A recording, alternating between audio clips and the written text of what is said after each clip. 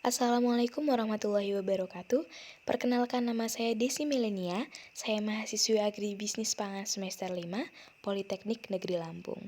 Di sini saya akan menjelaskan mengenai beberapa materi dari ekonomi pertanian untuk agribisnis. Yang pertama yang akan kita bahas adalah persoalan produksi pertanian. Sebelum itu, kita harus mengetahui apa sih itu produksi. Produksi adalah kegiatan pemanfaatan atau pengalokasian faktor produksi dengan tujuan menambah kegunaan atau menghasilkan barang dan atau jasa untuk memenuhi kebutuhan manusia. Yang perlu digarisbawahi di sini adalah tujuan dari produksi adalah untuk pemenuhan kebutuhan manusia. Produksi juga merupakan pusat pelaksanaan kegiatan yang konkret bagi pengadaan barang dan jasa pada pertanian. Di dalam produksi pertanian, faktor produksi memang menentukan besar kecilnya produksi yang akan diperoleh. Untuk melaksanakan kegiatan produksi pertanian secara optimal, tentu terdapat hambatan atau persoalan di dalamnya. Persoalan produksi pertanian meliputi tenaga kerja, lahan pertanian, teknologi, dan modal. Selain itu, produksi di bidang pertanian juga tidak lepas dari faktor-faktor sosial ekonomi yang ada di sekitarnya. Persoalan produksi pertanian, cakupan luasnya adalah faktor sosial ekonomi, telah dibahas di sebelumnya. Yang pertama akan kita bahas adalah faktor ekonomi. Faktor ekonomi dalam hal ini meliputi pemanfaatan teknologi. Teknologi diukur melalui penggunaan bibit, penggunaan pupuk, penggunaan pestisida, serta peralatan pertanian yang digunakan. Pemanfaatan teknologi ini harus diseimbangkan dengan sumber daya manusia yang tersedia karena sumber daya manusia merupakan komponen penting dalam peningkatan produksi, karena keberhasilan kinerja individu petani sangat berpengaruh terhadap hasil kerja pertanian. Nah, dalam faktor ekonomi ini, yang paling utama yang dilihat adalah tenaga kerjanya, pengadaan tenaga kerja serta teknologinya. Dan persoalan dalam faktor sosial yang mempengaruhi produktivitas di bidang pertanian meliputi tingkat pendidikan dan pengalaman bertani. Rendahnya tingkat pendidikan disinyalir merupakan salah satu penyebab rendahnya produktivitas petani. Selain itu, pengalaman bertani akan membantu para petani mengambil keputusan dalam melakukan usaha tani. Jadi, semakin dia lama, semakin para petani ini lama bercocok tanam, melakukan usaha tani, maka akan semakin berpengalaman dan mengetahui apa masalahnya dan bisa mengatasi atas pengalaman-pengalaman yang telah dirasakan sebelumnya. Jadi, untuk kedepannya bisa berkontribusi pada pertanian dengan lebih berpengalaman dan cakap. Semakin lama pengalaman bertani yang dimiliki oleh petani, maka cenderung memiliki keterampilan tertinggi. Komponen penting dalam hal ini adalah karakteristik pribadi dari petani yang meliputi pendidikan formal, pelatihan, dan pengalaman. Tidak harus mencakup tiga hal ini, salah satunya saja, misalnya petani ada yang berpendidikan formal, atau para petani yang mengikuti pelatihan terus-menerus. Setiap ada pelatihan, misalnya dari Gapoktan itu mengadakan pelatihan-pelatihan dari Dinas Pertanian, itu semakin bagus karena akan menambah wawasan dengan kemajuan teknologi yang ada sekarang menyesuaikan. Dan pengalaman, seperti yang saya sebutkan sebelumnya, semakin lama pengalaman bertaninya, maka semakin baik kualitas petani tersebut. Dan lebih bagus lagi apabila petani tersebut telah meliputi pendidikan formal, pelatihan, dan pengalaman ini dilakukan semua, maka akan semakin baik untuk mengajarkan mengenai hal-hal bertani pada petani lainnya. Selanjutnya adalah definisi ekonomi produksi. Sebelumnya telah kita bahas adalah produksi pertanian. Yang sekarang harus kita ketahui adalah apa sih itu ekonomi produksi? Ekonomi produksi dapat diartikan sebagai peraturan rumah tangga di bidang produksi oleh karena terbatasnya sumber daya sedangkan kebutuhan produsen tidak kunjung dipuaskan.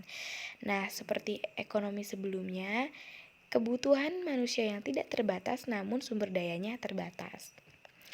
Ada beberapa definisi ekonomi produksi oleh para ahli. Salah satunya ini yang pertama adalah Debertin yang dikemukakan pada tahun 1986. Beliau mengungkapkan bahwa agricultural production economics is concerned primarily with economic theory as it relates to the producer of agricultural commodities. Nah, kemudian yang kedua adalah dari Beatty and Taylor yang dikemukakan pada tahun 1994. Ekonomi produksi berkenaan dengan pemilihan proses produksi alternatif, seperti pemilihan perusahaan dan alokasi sumber daya, dan bagaimana pilihan-pilihan yang dilakukan itu dipengaruhi oleh perusahaan-perusahaan teknis dan kondisi ekonomi. Maka dari beberapa definisi oleh para ahli tersebut dapat disimpulkan, ekonomi produksi merupakan sebagian bagian dari ilmu ekonomi yang mempelajari tentang perilaku produsen dalam mengalokasikan sumber daya yang terbatas pada kegiatan produksi barang dan jasa, produk pertanian. Ekonomi dan ilmu pertanian itu adalah bagian dari ekonomi pertanian. Maka, timbul pertanyaan, dalam ekonomi pertanian telah diketahui merupakan bagian dari pengetahuan ekonomi dan ilmu pertanian. Namun, manakah yang lebih dibutuhkan antara pengetahuan ekonomi dan ilmu pertanian apabila seseorang ini menjadi ekonom pertanian? Beberapa hal yang harus kita ketahui sebelum menjawab pertanyaan tersebut adalah yang pertama, apa itu ilmu ekonomi? Yang kedua adalah apa itu ilmu pertanian? Dan yang ketiga, apa tugas seorang ekonom pertanian?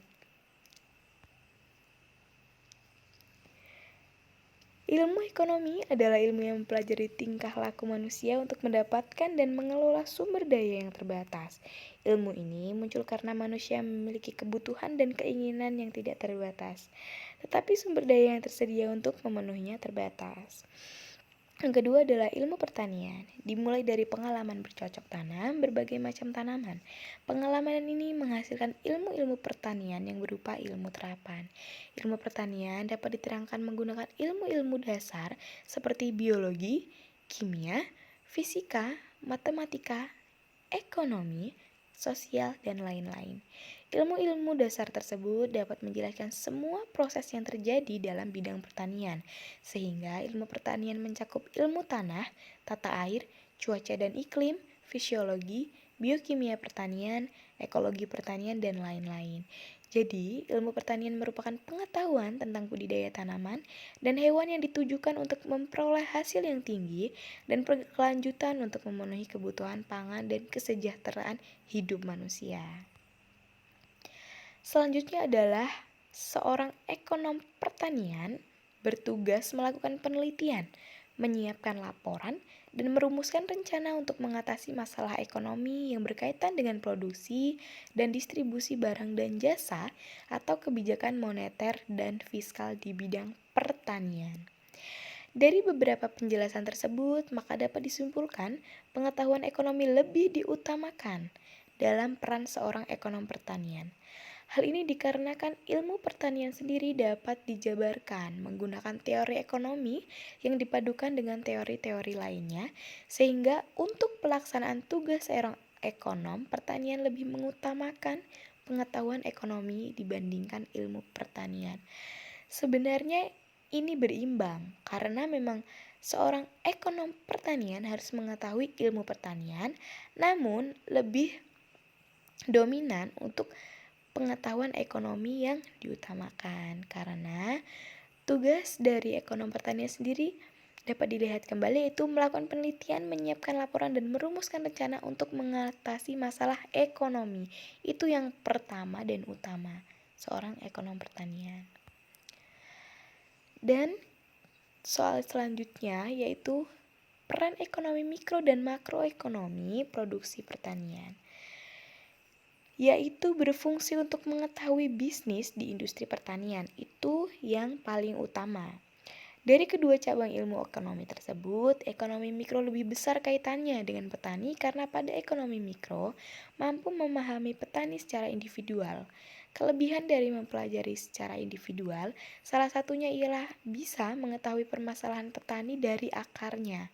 Nih, salah satu contohnya dari ekonomi mikro adalah terjadinya penentuan harga oleh produsen dan konsumen, itu umum ya. Namun penentuan harga dapat dipengaruhi oleh berbagai macam hal, seperti kuantitas dan kualitas produk. Hal itu hanya dipelajari di ekonomi mikro, maksudnya lebih sempit, lebih lebih tidak serumit pembahasan pada ekonomi makro. Demikianlah yang dapat saya jelaskan dari PowerPoint kali ini. Kurang lebihnya mohon maaf. Wassalamualaikum warahmatullahi wabarakatuh.